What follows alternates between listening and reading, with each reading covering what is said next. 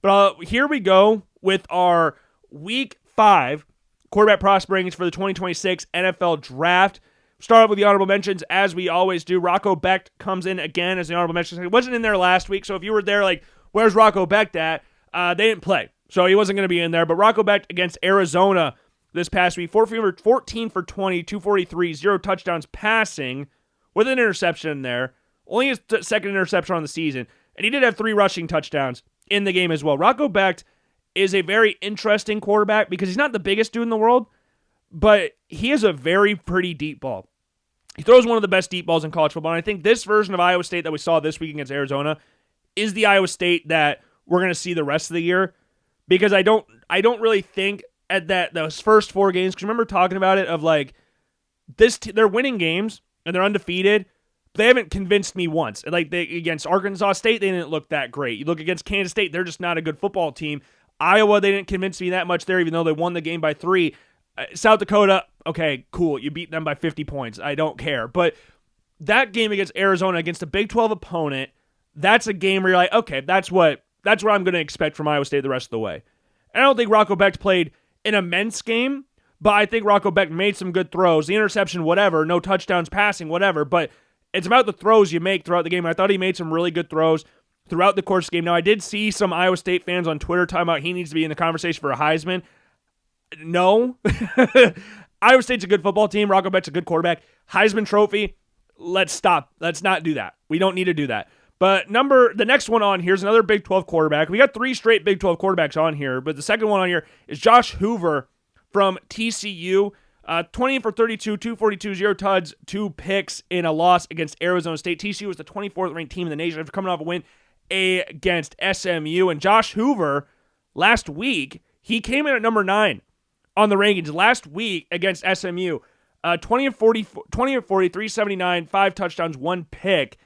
And him and Eric McAllister went freaking ballistic in this game. Eric McAllister had like 250 yards receiving in this game. Like it was ridiculous. Like I don't think I've seen a duo that in sync, barring the Texas State game with Sam Leavitt and Jordan Tyson. Apart from that, I don't know if I've seen a quarterback and wide receiver that much in sync in a game so far this season. In regards to numbers, like the Tyson and Leavitt game against Texas State wasn't like big numbers, but in regards to some of the plays they were making, it was ridiculous. But Josh Hoover, I thought, made some very strong throws throughout the game against SMU. And SMU, if you remember last season, had a very solid pass defense. Now their pass defense has been a little bit more suspect this year. Now they have played some good passing offenses. Baylor's passing offense they played already at this point in the season. Sawyer Robertson had a very, very good game in that one. They obviously won that game at overtime. But I think Josh Hoover is a very good quarterback. I think he's a very good quarterback. And I have him coming in at number 9, or in the honorable mention section, but he's going to be in and around the top 10 for the remainder of the season. He just comes in the honorable mention section just after the 2 picks against Arizona State. And speaking of Arizona State, Sam Leavitt is there. Sam Leavitt, I thought, looked really good against TCU. He looked really good. 27 of 39, 291, 2 touchdowns, 0 picks. Also had 62 yards on the ground with a rushing touchdown there. One of the best dual threat quarterbacks in college football. Electrifying playmaker, can make something out of nothing better than almost anybody in all of college football. I put him up there with like John Mateer in regards to making plays and being fearless on the football field. The thing is with Leavitt this year, he didn't show it this game, but in other games this point of the season, it's been like really chaotic, I think is the best way I could describe it. And he seems really, I don't know how to really describe it. He just seems really jumpy. He seems really jumpy. Like he's got to make a play. Like he's just darting around. His feet are never quiet in the pocket, and he's just got to make something. And he rolls out like instantly. But I thought this game was more of a Leavitt that we saw last season. Like earlier in the year, you look at the game against Northern Arizona week 1. You look at the game against Mississippi State week 2. Those are games where you look at Sam Leavitt and go, you weren't making these types of plays last year. What is going on? Like, and you can go with the whole, Cam Scadaboo's not there anymore. And that's a factor in this for sure. And you could say he relies a little bit too much on Jordan Tyson, but Jordan Tyson's just a really good wide receiver, so it'd be stupid not to rely on somebody like that. But it was just, you need to calm down. I think it's the best way to describe it. And I think now we're starting to see that a little bit. We saw it better against Baylor last week, and then now we saw it again in this game against TCU. I just, at this point, kind of look at him more of a prospect for next year. I could be wrong, there could be a reality where he starts searing up the board again, because he could. I mean, he's a very talented quarterback. Just because he's on the outside looking in does not mean he's not a good quarterback. He's very talented. I just want to see him be more calm, more consistently as the rest of the year goes on. I think the past 2 weeks we've started to see that a little bit more, but I've got him coming into the honorable mention section, but he definitely can move back into the top 10 at some point. Yeah, Jaden Maeva from USC, 30 for 43, 364 passing, 2 touchdowns, 1 pick in a 34-32 loss against Illinois. It was his first interception on the season. Unfortunate loss, especially with Illinois coming off a game that they had against Indiana last week, or 2 weeks ago, sorry. There were some people out there, like I was watching Big Noon Kickoff, or not, yeah, Big Noon, no, not Big Noon Kickoff, the Fox pregame show. I can't remember, not Big Noon Kickoff, same network. And Matt Leinart was pretty confident about how bad USC would beat Illinois. Like, he's a USC guy, I understand that, but obviously Indiana or Illinois with Brett Bielema as their head coach is not going to allow a game like that. I know USC has a very high-powered offense. Jay Maeva is a quarterback that we're used to seeing under Lincoln Riley. Not so Miller Moss. Jade Maeva is more that mold that we see under him, but USC still gives up a lot of points. So there was never a factor of like Indiana's defense is great. USC's is not. USC's is improving, but you're going up from 0 pretty much. So as it continues to improve, then we'll see that a little bit better. But there was never a chance that Illinois was going to get blown out again against USC. There was not a chance of that. Illinois allowed them to come back into the game, but they ultimately saw it out. But Jay Maeva thought played well in this one. And then Darian Mensah is the last one here from Duke, 20 of 28, 268, 2 touchdowns in a 38-3 win against Syracuse. We talk about lull games all the time. Syracuse coming off a massive road win against Clemson the week prior. A lull was happening. Syracuse is not Illinois. Before you go like, Illinois is coming off a big loss, so they're going to do, whatever. Syracuse is not Illinois.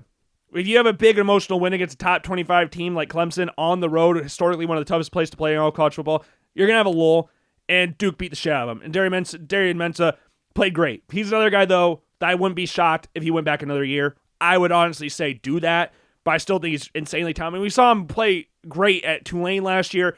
Unfortunate that we saw him play against Tulane a couple weeks ago where he didn't play that great, but and they lost, which is also unfortunate. But overall, I think Darian Mensah, very, very talented quarterback. Those are the honorable mention sections. Coming in at number 10, I have Sawyer Robertson from Baylor, 24 of 35, 393 passing, 4 touchdowns. Also had a rushing touchdown this game, no interceptions. Leads the nation in passing yards and passing touchdowns, while only having 3 interceptions to his name. And obviously Baylor is more of a pass-happy team, but they still like to run the football. They have some very talented running backs. But in this game for Sawyer Robertson, and there's a couple of games you could look at from Baylor this year where they do run a decent amount of screens. They do run some bubble screens in their offense. They do run those. You look at the game against Auburn week 1. You had some decent plays where he had yards after the catch was a big factor in what Sawyer Robertson's numbers looked like. But this game against Oklahoma State, I thought this is the most confident I've seen him play all season. And it helps that you're playing Oklahoma State. You're coming off a loss against Arizona State the week before where you basically handed the game to them. They had 3 turnovers in this game. Robertson threw a pick. Josh Cameron had 2 fumbles in the game as well. Like, you just gave the game to Arizona State and you lost by 3 points. If you go into your next game with it being on the road against a team like Oklahoma State who's got a new head coach, they fired Mike Gundy, you're going to play well. But there was that little bit of me that was like, oh, maybe Oklahoma State has that new coach boost, and they somehow beat Baylor. Or maybe not beat Baylor, but give them a game. And they did. I mean, it was 28-20 at halftime. Like, Oklahoma State was in and around the game. But Sawyer Robertson, if he plays like this throughout the rest of the season, like, he can make some ridiculous throws.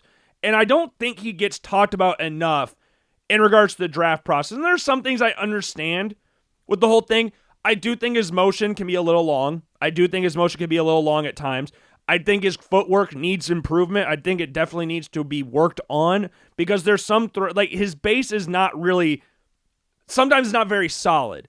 So there's some inconsistencies in regards to accuracy because of his footwork being as somewhat wayward as it can be. And I think the throwing motion, it has a lot of zip on it when it gets on the back half of it, but that start of it is really long. But once he gets to the top, it zips down really quick, and he puts a lot of zip on the football, and he can make every single throw on the football field. And I think in this game, against Oklahoma State, we saw him make some very good throws along the sideline in the face of pressure where he has to duck around blitzes, where he has to pump down the field, and he's still able to deliver balls with defenders right in his face. And Oklahoma State brought pressure. Baylor's offensive line is not great. We saw that most notably in that week 1 game against Auburn, but their offensive line is not very good. So Robertson has been needing to get the ball out quicker, but you look at some of the throws he made. You look at the one to Prentice in the second half, the first drive of the second half, like less than a minute into the second half, just on a freaking line. Defender right in his face, arm in his face, drops it right in front of Prentice for the easy touchdown. Easy touchdown. Scans the entire field. Does a really good job at scanning the field. Doesn't force the issue all too often. He had a nice play to Cole Wilson, sorry. No, what was his name? I'm blanking on the wide receiver. He had a really nice 39-yard pass to a wide receiver, to Caden Knighton. It fumbled the ball. Fumbled the ball at the 50-yard line, gave the ball right back to Oklahoma State. A chance for them to further extend their lead in the game. And they went on a little bit lull period after that, or maybe right prior to that or something. I can't remember. But there was one play as well later in the second half, or later in the third quarter, sorry. They have a motion. And I always try to tell people, like, when the motion comes across, you're looking for if it's man or zone. They send a guy in motion. No one moves. Or they shift, but no one's following the receiver. So they just shift. Then he sees the corners blitzing. So you're playing zone, corners blitzing. Okay, we're going to have an open receiver on the corner route because the outside defender is going to drop down to the zone where the corner is no longer there. So you're just going to have a massive hole along the sideline between the safety and the corner, or the linebacker, who dropped deeper back into coverage, and he lets the ball go before Prentice gets out of his break. Or Cameron, gets out of his break and get a 40-yard gain out of it. Look at the throw to Michael Trigg later in the game as well. I think it was in the fourth quarter. 3rd and 11. No one there. Slides to the right. Steps up to the pocket back to his left and delivers a dot to Trigg in a spot where only he can get it. I mean, it's big tight end. Puts it only in a spot where he can get it. Sawyer Robertson, again, played with a lot of confidence in this game. Played in rhythm in this game, despite the fact that defenders were in his face constantly. Hands in his face. He's getting little nudges after he throws the football. There's still some things he needs to work on. He's not the finished product yet. Again, throwing motion can be a little long. It can be. But when it pops down, the ball zips out of his hand. His footwork definitely needs to be improved upon, but if you look at some of the throws he's making with this type of technique, you could see the potential that is there. And he's a decent athlete as well. He doesn't need to show it off too many times up to this point in the year. I mean, right now at this point in the season, in regards to rushing yards, he only has 9 yards, like in total. Like, he hasn't really needed to express his athletic ability too much this season. But he's not afraid to take off and run if he needs to. But he's just so confident in his arm. Every single game that Baylor's played, so they played 4 times this year, he has not thrown less than 3 touchdowns in any of those games this season. He's had 3 or more touchdowns every single game up to this point, which is why he's got 17 touchdowns to his name. Like, he's playing really, really good football at this point in time. And I think he needs to get talked about a little bit more in regards to the draft process, because I think he has the potential to be very, very good. There again, I got to keep reiterating. He's got some things he needs to work on. I'm not sitting here saying he's the finished product by any stretch of the imagination. I'm not saying I would draft him with a first-round pick or anything at this point. But there's stuff there that if he's able to figure it out more consistently, then there's no reason why he can't be a top-ish draft pick this year. Or top-ish, day 2 draft pick. That's where I'll go with at this point. But number 9, I have Taylon Green. Dropped down 2 spots. He was at number 7. I thought he looked really good in the game against Memphis last week. Obviously threw an interception in that game. I had him raised a spot. He came in the week before at number 8. Had a touchdown, 2 picks against Memphis. Not great interceptions, but I think he makes enough throws throughout a game to where I can go like, okay, 2 picks, not great, but I can see what you're doing there. And again, he's another guy where we talk about he's not the finished product yet. Taylon Green has got an immense talent. I believe before this game this past week, he was leading the nation in total yards of offense. I believe. I could be completely wrong there. He has 400 yards rushing up to this point. 441 yards rushing. 2 touchdowns to his name as well. Also has 12 passing touchdowns, 5 picks. So he dropped down 2 spots, like I said. This week, he had the misfortune of playing Notre Dame. And Notre Dame's defense up to this point has not been very good. It hasn't. I mean, they gave up 30 points to Purdue the previous week. Like, I was halfway expecting a shootout. I'm not going to lie. This is the first time Notre Dame and Arkansas have ever played each other, and the first time they played each other is down at Fayetteville, down at Arkansas. I thought this was, if it was maybe a little bit later in the day, maybe we would have gotten a little bit more of a shootout. But instead, Notre Dame just beat the absolute piss out of Arkansas.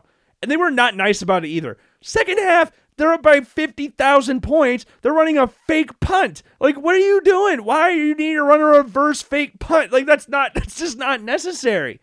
You're Millie rocking on his grave right now. Like, this is ridiculous. Sam Pittman's got fired after the game, and you're running fake punts on him. Like, he's already down in the dumps bad enough. They got 1-score losses to Ole Miss and Memphis back-to-back weeks. They don't need you doing that to them. Like, what the hell is that for? Marcus Freeman, I thought you were a man of class. That was disrespectful. that was disrespectful. But Taylon Green, 17 for 32, 207, no touchdowns, 1 pick, 81 yards rushing. When he gets out in the open field, he is really hard to track down. I mean, 6'6", long striding dude, probably runs somewhere around a 4.5 40. Like, he's not very easy to bring down. He's very hard to bring down. He had a couple big runs in this game for Arkansas. Throwing the ball, the first drive, he had a really good throw. He had a really good play to Blake early on, 33-yard pass, hits him right up the seam, right over the top. The linebacker drops it right to him, between 3 Notre Dame defenders. Like, it was a perfect throw. Perfect throw from Taylon Green. And there's a few times throughout this game, or not this game, but this season, where you're like, man, that's a perfect throw. And he had a throw late in the second half. Notre Dame's up 35-13, and he hits Sharp. Very nice throw in between a few other Notre Dame defenders. Sharp fumbles the ball. Notre Dame needs 2 plays to score. 30 seconds left in the first half. You're up 35-13. Respectfully, you can kneel it down, but no. You go down and score. Now, I'm obviously joking here because I am one person that's like, hey, if you don't like it, stop it.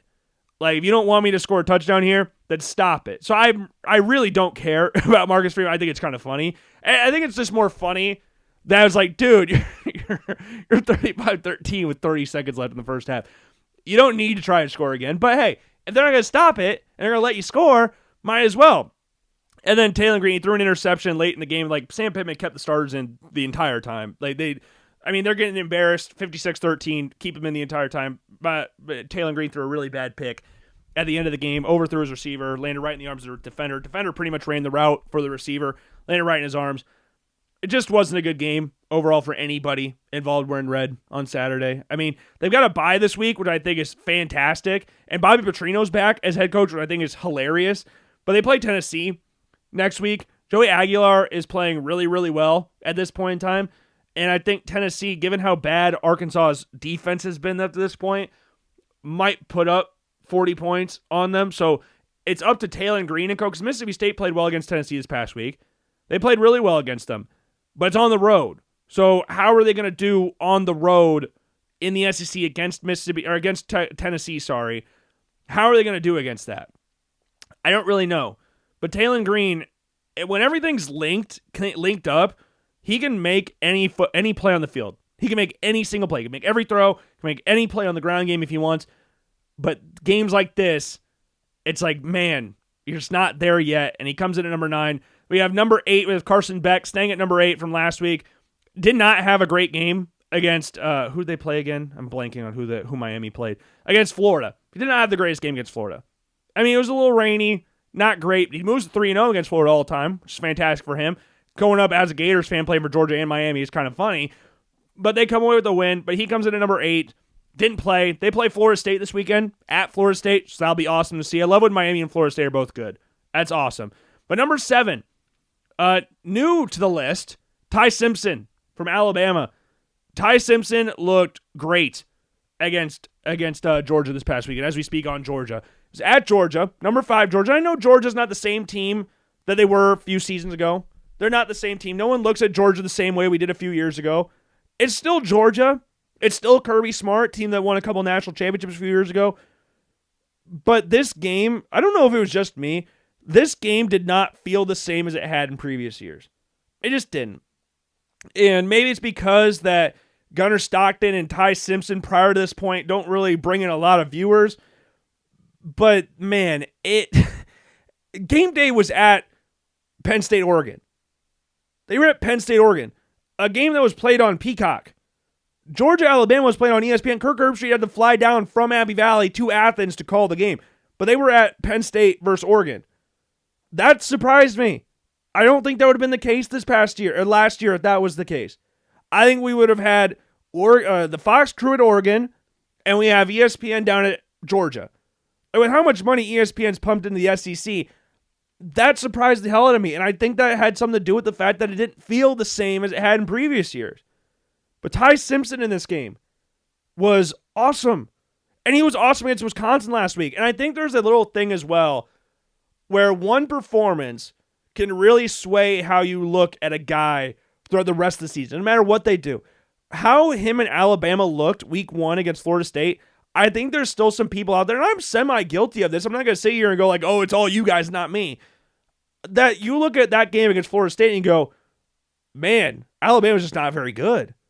They just stink. They got whopped by Florida State week 1. They're not very good. But then you look at the past 2 weeks against Wisconsin, you see what they did week 2 against, I think it was the UL Monroe or Louisiana Lafayette. I can't remember exactly, but they put up 70 on them. Like, you got to do that. But then you look at what they did against Wisconsin, and you look what they did against Georgia. Like, this offense is really good. It just is.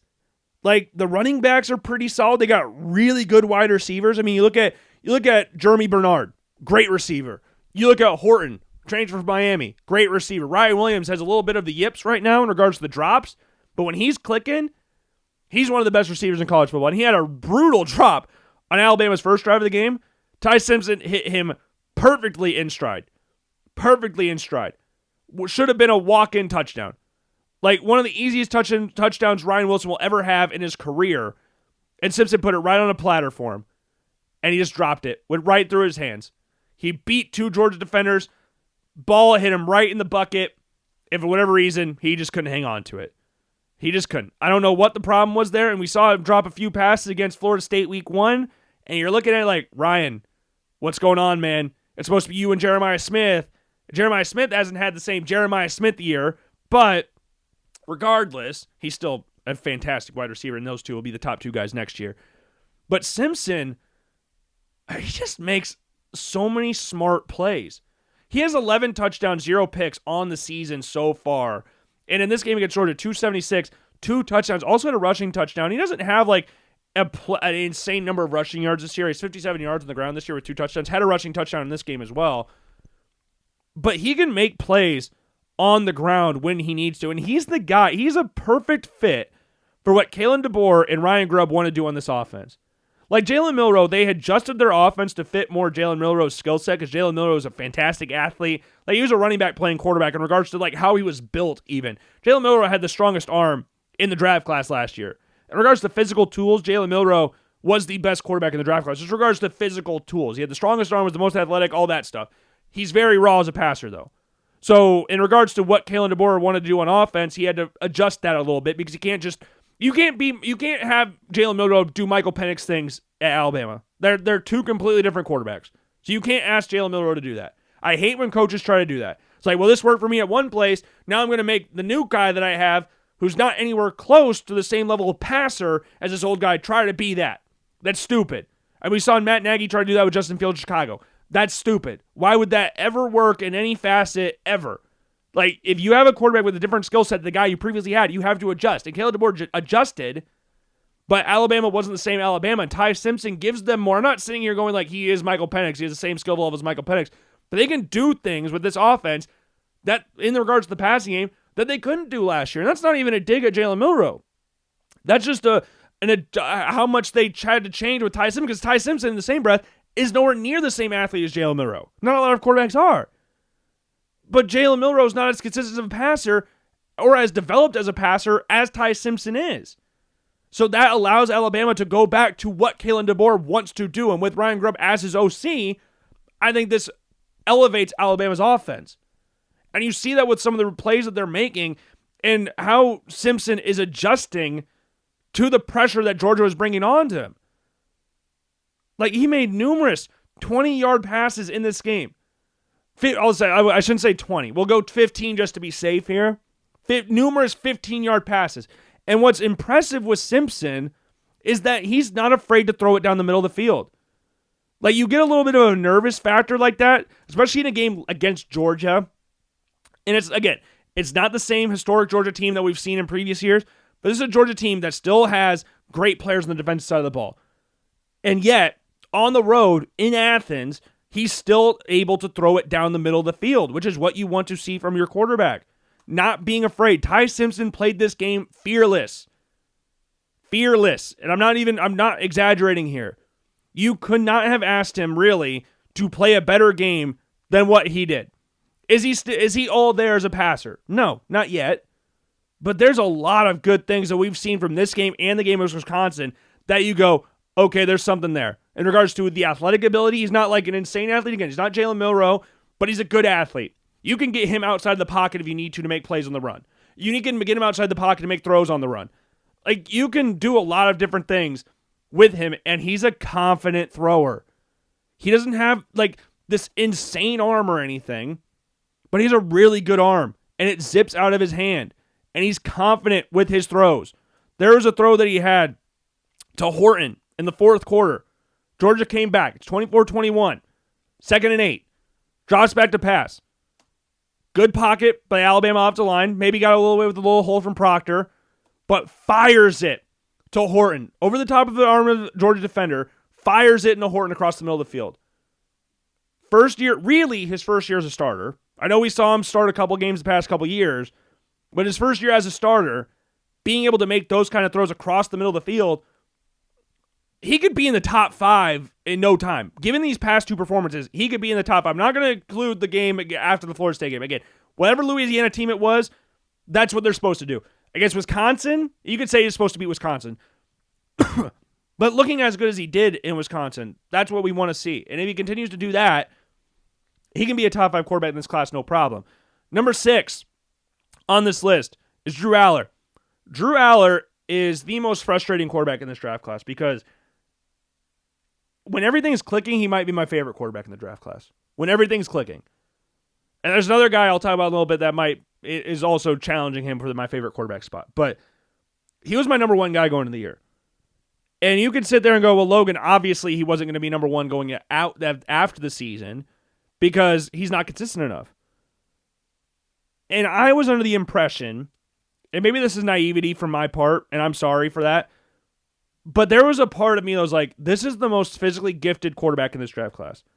6'5", 235, 240 pounds, strongest arm in the draft. He's not a plus athlete, but he's not afraid to pick up gains on the ground when he needs to. And he's super confident. Super competitive. He's super competitive. And it was just like a matter of getting the little things fine-tuned to becoming ex-quarterback at this level. Penn State, before the season started, was widely considered to be one of the favorites for the national championship. And the big reason behind that was Drew Aller. Yes, they had like good players. You had good running backs. You had an improved receiving room. Dennis Sutton's one of the best edge rushers in college football. You had players. I'm not sitting here saying that it was only Drew Aller. But what we saw from Drew Aller last season, going into this year, he made progressions from his first year to starter last year. What was he going to do from last year to this year? With all the tools that he has, with an improved receiving core, yes, there's no Tyler Warren there, but with an improved overall receiving core, what is he going to do? And so far this season, he's not been that. He has not been good this season. He looked good against Nevada week 1, but against FIU and Villanova, he did not look good. And there was part of me that was like, hey, they're going to be super vanilla going into the game against Oregon. They have a bye week. They're going to show up everything against Oregon. Oregon's one of the best teams in college football. Tough team to play. You got a wide out. Let's just play as vanilla as possible going into the Oregon game. And Aller, in this game against Oregon, early on, missed throws. He missed them. And later in the game, in the fourth quarter, he made some very big throws for Penn State. And with Aller's skill set being what it is, in regards to size and arm strength and all that, he can make throws from off-balance positions. Like there was a throw he made where he was falling over, where he hit, I believe it was Ross. He's falling backwards, and he hits a 14-yard pass across the middle of the field right before halftime. Like, as he's sliding backwards. And his touchdown, 35-yard touchdown to Ross was beautiful. Like, he's so competitive. Well, the thing is, we're not drafting Tim Tebow anymore.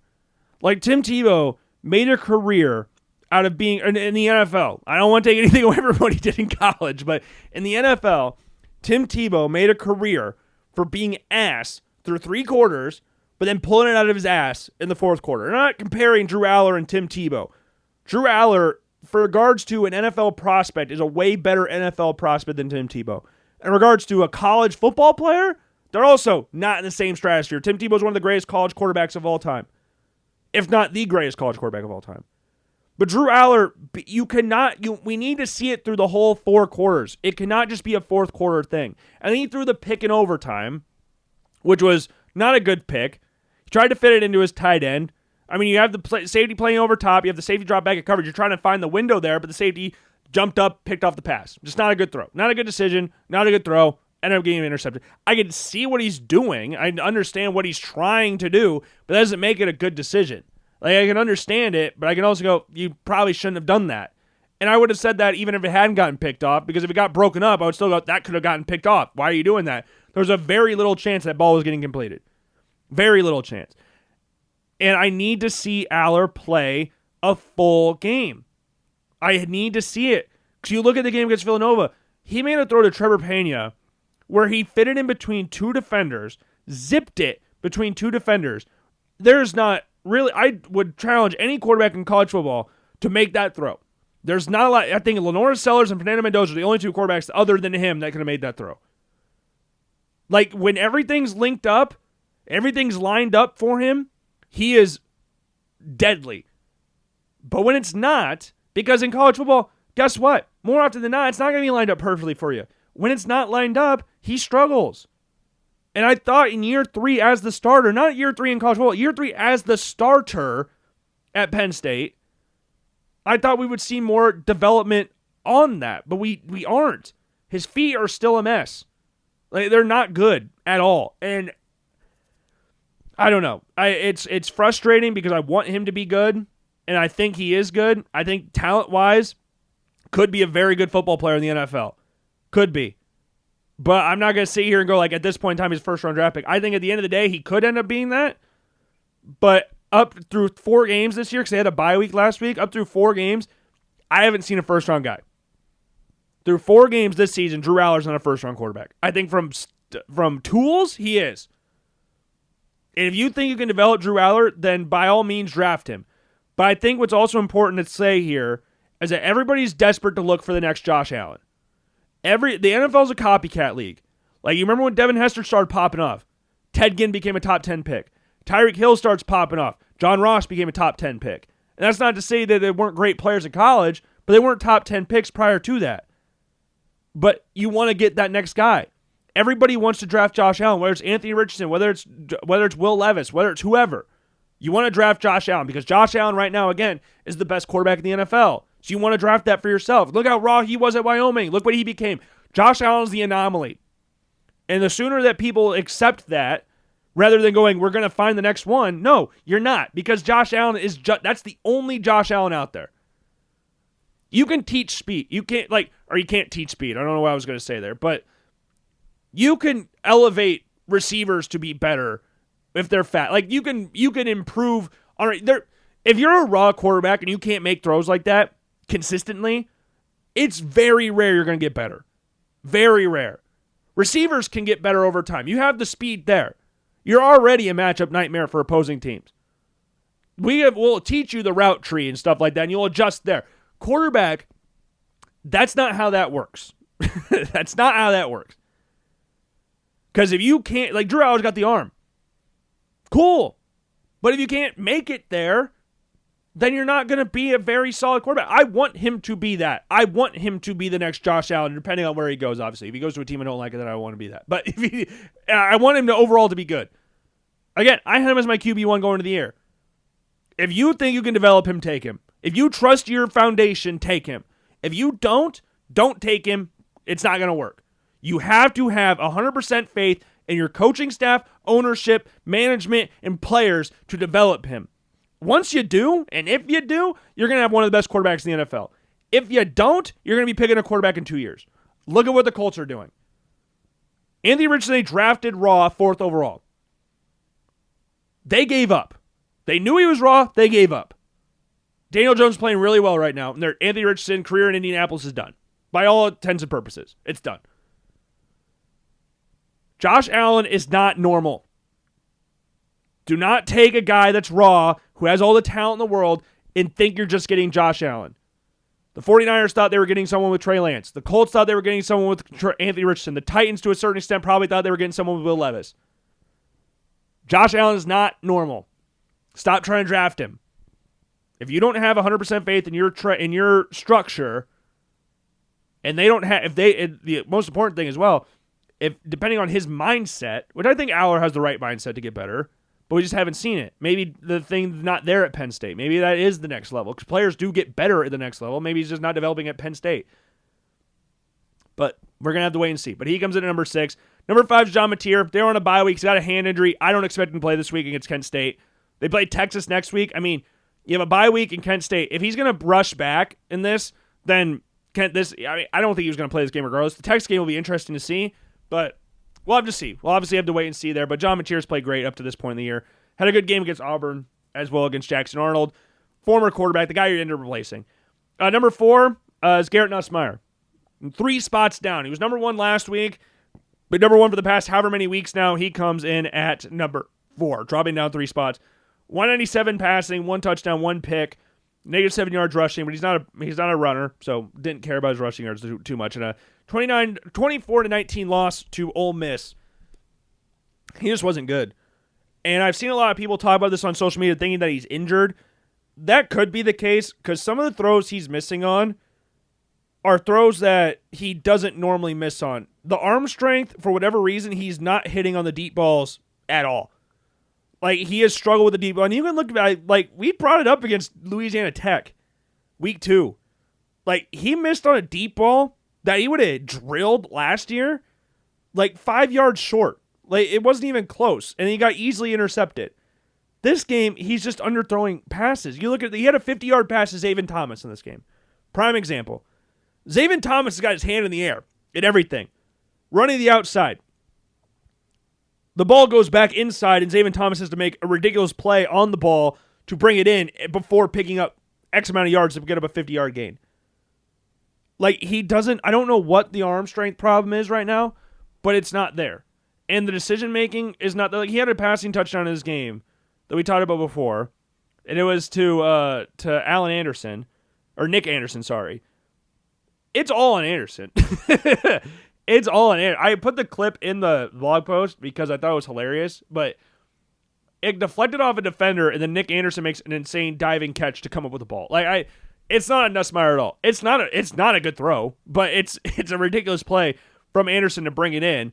Then you look at his interception on the second and the later in the beginning of the second quarter, forces it.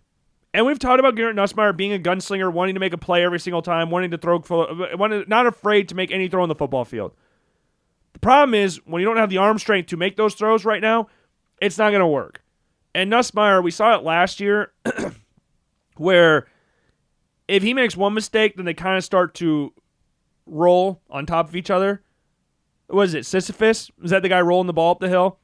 Like, you get so close to the top of the hill, and once it starts rolling back down, it's impossible to stop again.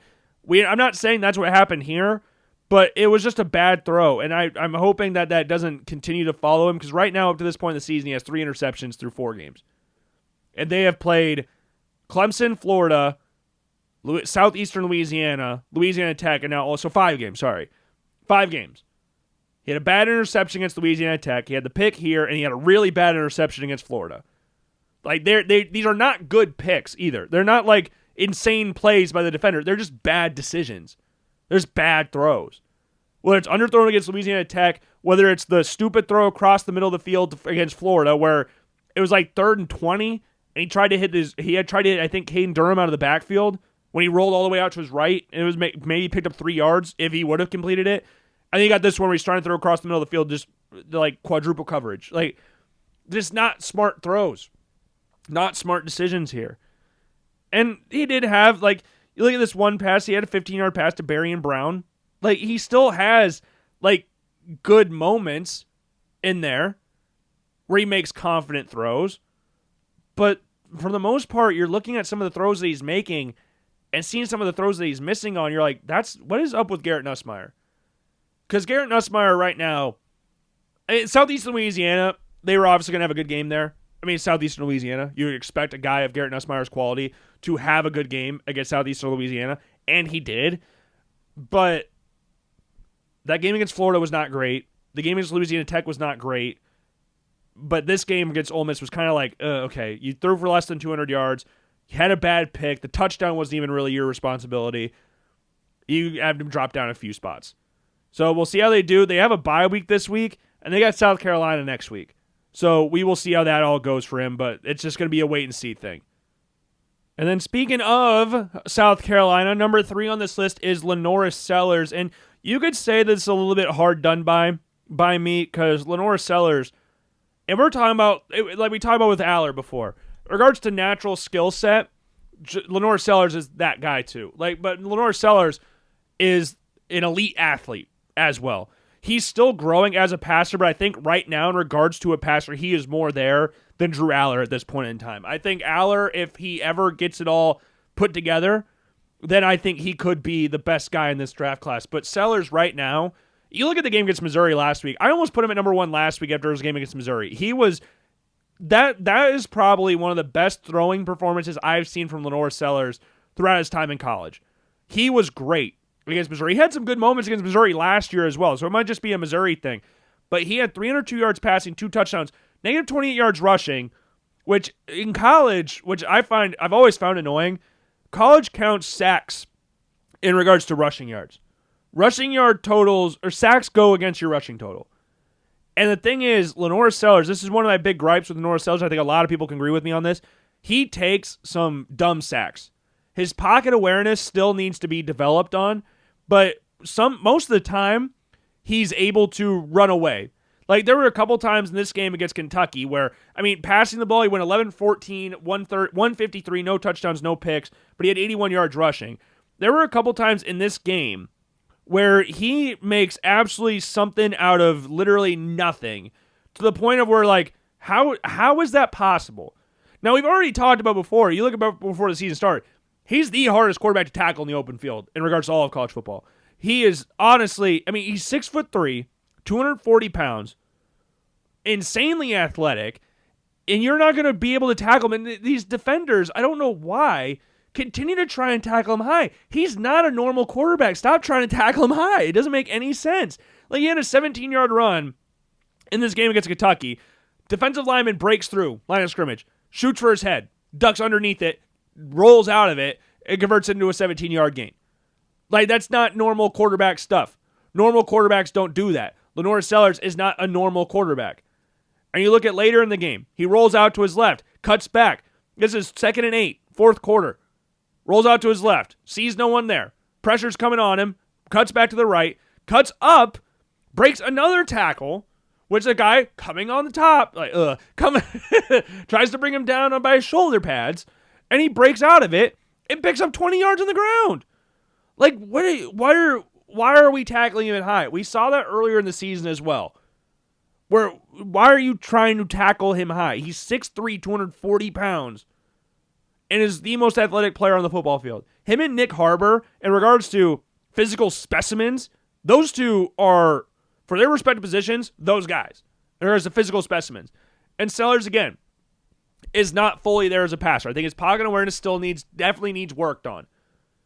And his feet are not there yet, but they're close. They're close. And when he's rolling, there's not a lot of quarterbacks that can make some of the throws that he can make. Like, there was one play that he had, it wound up being a 59-yard pass, but he didn't really, it wasn't like some insane dot down the middle of the field or anything like that. It was about a 10-yard pass for him, but he rolled out to his right, defenders in the area, and against his body, or rolling out to his left, did I say his right? Rolling out to his left, against his body, hits Jacobs, who makes a few defenders miss and picks up 59 yards in the play.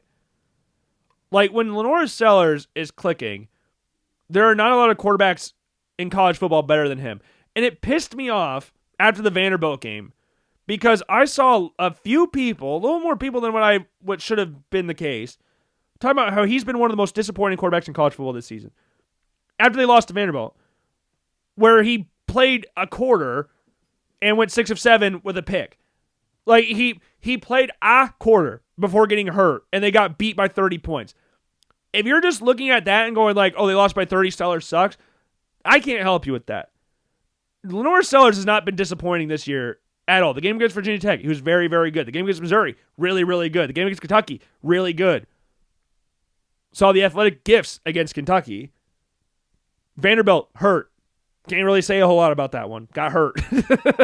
South Carolina State had some ups and downs. I mean, that's a game where you go like, okay, it's South Carolina State, but had some ups and downs, but you can afford to do that in those types of games, unfortunately. But Sellers, I really could have him at number 1 and be perfectly content with that. But I just think overall, if he's at his best, if Lenore Sellers is at his best, he is the best quarterback in this draft class. If he's at his physical best, if he's making every throw, if he's brushing out defenders like they're nothing, he is the best quarterback in this draft class. But he's not there yet fully as a passer compared to the top 2 guys, in my opinion. And the top 2 guys, I don't really think need introductions. But number 2, I have Dante Moore. At number 1, I have Fernando Mendoza. And these guys were at number 4 and number 3 last week. Dante Moore was awesome against Oregon State. Fernando Mendoza was really good against Illinois.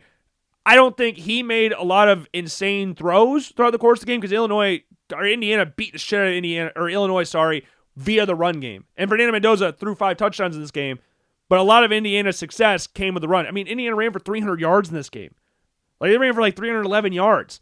Like, Indiana pounded the shit out of Illinois in that game.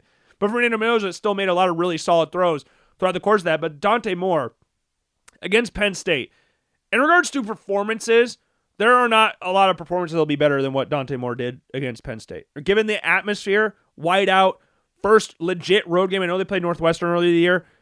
But again, like I talked about before, earlier in the show, the last time we saw Dante Moore before this year, he threw 11 touchdowns, 9 picks, completed 53% of his passes at UCLA.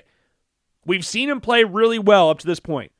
But that was against Montana State, Oklahoma State, Northwestern, and Oregon State. That was it. Those were the teams we saw Dante Moore dominate against. And he dominated. Played great. Made elite throws throughout those games. He played in the fourth quarter more than one play one time, and that was against Oregon State. The 3 other games combined, he played one play in the fourth quarter, and he got picked off against Northwestern. And he tried to throw a touchdown and threw it to triple coverage. He got picked. Unfortunate, but it was a good play by the defender. Against Oregon State, though, actually played into the fourth quarter, which is rare, which is really rare for him.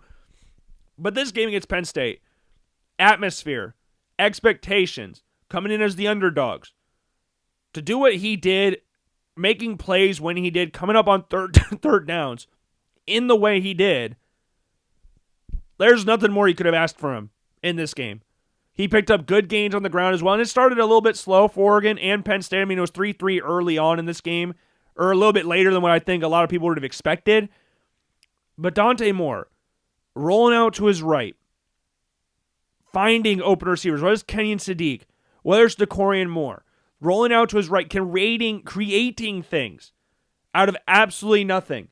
You look at the throw he had to Brian overtime, second overtime, rolls out to his right, ducks under a sack, stops, hits Bryant in stride, who walks in from 25 yards out for the score, the ultimate game-winning touchdown. Throws a pick on the 2-point conversion, which got a little nervy, I'm not going to lie, when Dennis Sutton got as far as he did. I believe it was Dennis Sutton who got it. But he got as far as he did. That was a little nervy. As a neutral fan, that was nervy. But Dante Moore, he is the Heisman Trophy favorite at this point in time. And you can say, Logan, if he's the Heisman Trophy favorite, why is he not number 1 in these rankings? Well, the simple matter of the fact of that is, like, if I was looking at games played, Dante Moore's game against Penn State was more impressive than Mendoza's against Iowa. Both tough atmospheres on the road, but objectively, Penn State's better than Iowa. We can all agree on that, objectively speaking. But there were some throws that Mendoza made in this game that I would consider NFL throws. Mendoza got hit in the face about 100 times in this game. Like, I'm so thankful they did not throw any roughing the passer calls as an Iowa fan, that they did not throw as many roughing the passer calls or any roughing the passer calls, because he got hit in the face, I would wager about 5 or 6 times. Maybe even more than that. He got hit in the mouth numerous times in this game, and yet not one time did he flinch on a throw. He made some of the best throws I've seen this season in this game. You look at the throw to E.J. Williams in the second quarter. 7-3, 10 minutes left in the second quarter. He finds E.J. Williams in between 2 Iowa defenders down the near sideline on a throw that I don't think a lot of NFL quarterbacks would make. Like, it was just an elite throw. Defender, 2 hands up in the air, up in his face. 50-yard line, dots it. Right to E.J. Williams. And credit to E.J. Williams as well for hanging on to it through the contact from the safety. But he looked at his throw to Elijah Surratt. Down the seam. Or down the in between the hash marks and the yard markers.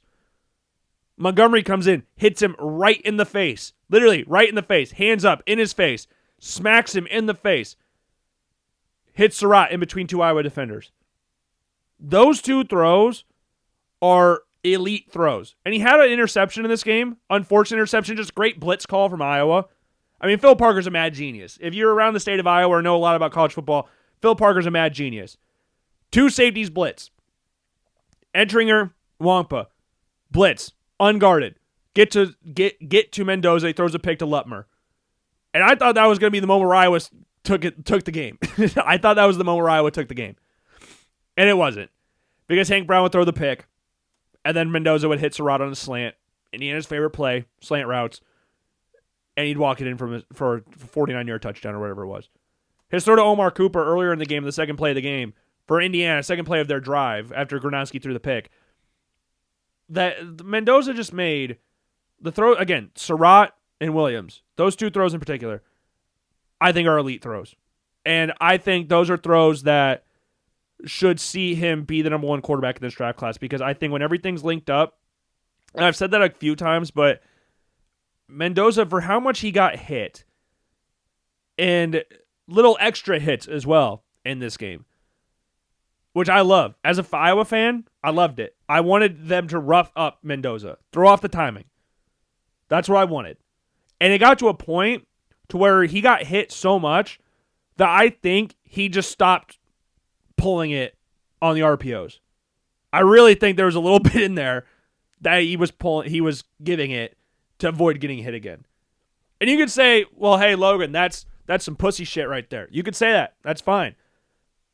But to come through and stand up tall in the pocket and deliver strikes down the field while getting hit, I would say that's some grown shit right there. And I think those types of plays where it gets Mendoza to be the number 1 quarterback in this class for me. And Dante Moore and Lenore Sellers, they have every right to be in this conversation. Well, again, I had Lenore Sellers borderline 1 last week. I could have had him at 1B. I thought he played immense against Missouri. I thought he played ridiculous against Missouri. But I think the throws that Mendoza made against Iowa and standing in the pocket despite getting hit as much as he did, and Dante Moore's performance against Penn State are enough at this point for me to say they're the top 2 quarterbacks in this draft class. At this point. Which prior to the season starting, I don't think a lot of people out there would have had those 2 as the top 2 guys. I talked about Mendoza prior to the season starting. Dante Moore, not on my radar by any stretch of the imagination, but that's a credit to him because he has been immense this season.